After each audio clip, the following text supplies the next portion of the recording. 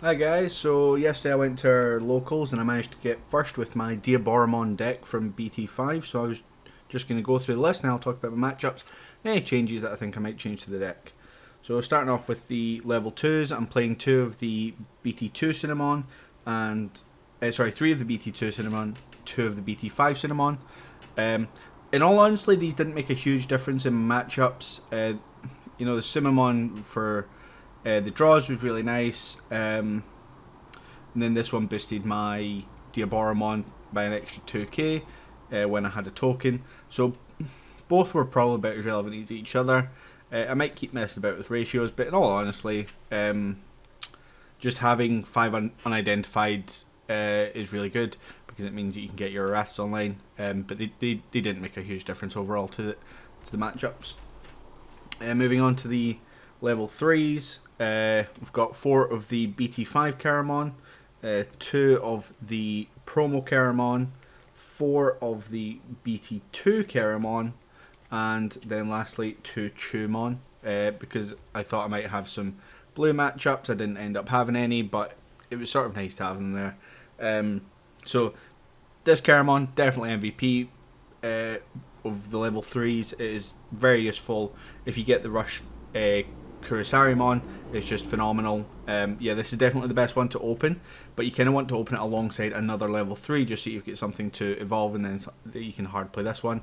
The BT2 Caramon was next best. You just get a draw when you play one with the same name, so you can end up getting 3 or 4 draws off of one evolution, which is super useful just for digging through your deck and finding the piece you need.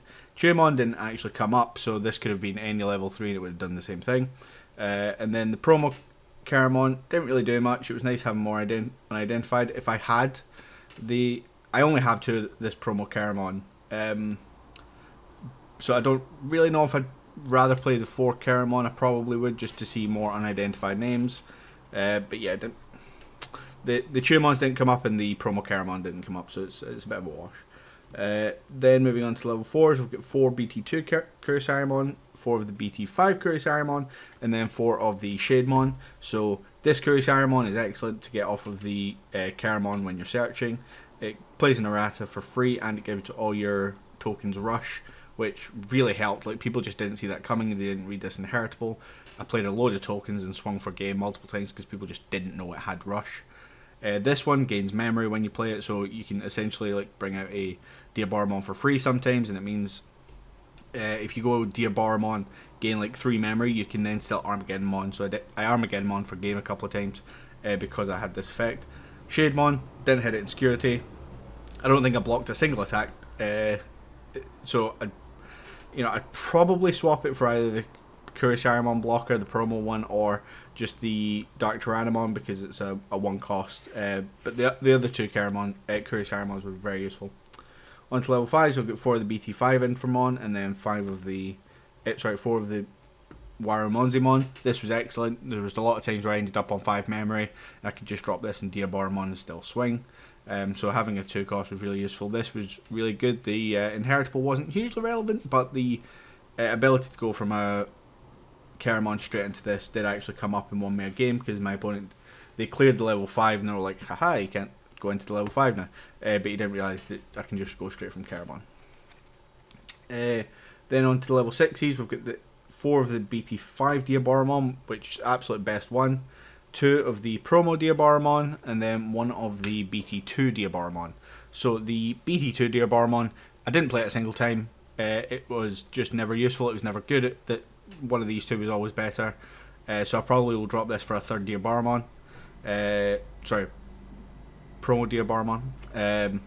This Diaboromon, I didn't actually get to attack with multiple security attacks, but my opponent always had a blocker. But the pressure that it applies is huge, and if they've got blockers and you've got a load of tokens, you swing with this and they go, okay, I really have to block that one. So it's good for the pressure, and then this one is just the absolute best one. Getting an extra token out is just really useful, and especially when you've got the Caramon and Kurisarimon inheritables. On to the level 7s, we've got 3 of the Armageddonmon. This was excellent. I won a couple of games just by using the rush. The Floodgate effect didn't really matter, but yeah, he's huge. Then on to the Tamers. It's 4 Errata Sonata. Absolutely phenomenal card. Best card in the deck. I'd play it if I could. Yeah, it's just an absolutely excellent card. I only lost one game today, and it was because I just didn't see an errata. Yeah, it's best card in the deck, and you really rely on seeing it. Then on to the options, I was playing 3 Ultimate Flare and 1 Catastrophe Cannon. This, I'll probably try 2 and 2 instead, because the Catastrophe Cannon is really good at just delaying them by that one turn. Sometimes that one turn can really make a difference. You can also maybe get a token sometimes, and that's why I'd play it over something like the Spider Shooter or any of the other options. The Ultimate Flare is really good if they've got a big guy, or they've gone wide with the level 3s. So both have their place, it's just that I think I want to try 2 and 2 next time. So that's the deck list. My matchups were round 1 I went against Lilith Loop, and luckily for me my opponent sort of had a bit of a brick hand, so they were hard playing 4s, which just allowed me to play like multiple Keramons and get them into Kurisarimons turn 1. Started playing all the erratas. He didn't know what the deck did, so there was just a turn where I went nuts, played all my tokens, attacked with Rush. He did not see it coming. So games 1 and 2 were very similar. They were very quick. My opponent didn't open amazingly. I did. Could just power through. So that was Lilith Loop round 1. Round 2 I played against LordKnightmon. And to be honest, I knew I was against a yellow player, so I was like, do I just like give him the win? I can't really be bothered playing against yellow. But I played it out, and yeah, I just opened everything I needed. I was able to dig for whatever I needed. Just having like the Keramon Inheritables meant I'd able to like draw 3 or 4 when I evolved into my Diaboromons, and I could just see exactly what I needed. I was able to Catastrophe Cannon or Ultimate Flare his big guys, and I was able to just stop him and play enough erratas that I was gaining a lot of memory each turn. So I ended up going 2-0 against the LordKnightmon player again very quickly. I was able to just really accelerate my board presence, and he can respond. He didn't have Slash in his deck, which at one point that probably would have won him the game. But again, the LordKnightmon decks I've seen that are playing it are playing 1-of, so it would have to see the 1-of anyway. Then my final round was against the purple ChaosGallant mon from last week that I beat in the mirror match. So game 1 he opened really well. I didn't see the erratas, so he was just able to set up a board and I couldn't do anything.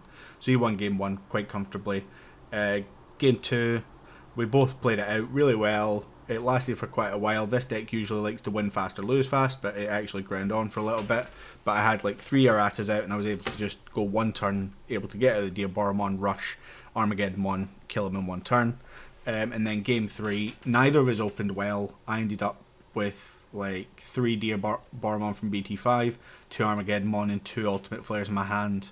He had like a similar equivalent. He was sitting with like the Zvarts and the Tactimons and the Mega Digimon Fusion, but didn't have the 5s. I saw the Warumonsmon when he put me on 5 memory, so I was able to Warumonsmon, go for the Diaboromon. I was sitting on 3 erratas because the game had sort of ground out, because that was all we were seeing. But I was able to just get that board again, just attack with all those rush tokens, and I won in that turn. So that's been my experience playing Diaboromon. I really enjoy the deck. I think it's a load of fun.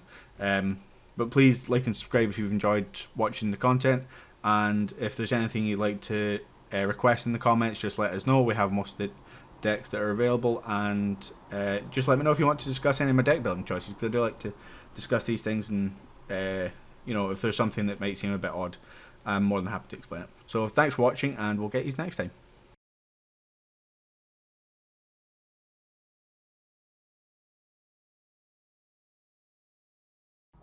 Shh, not a zombie channel.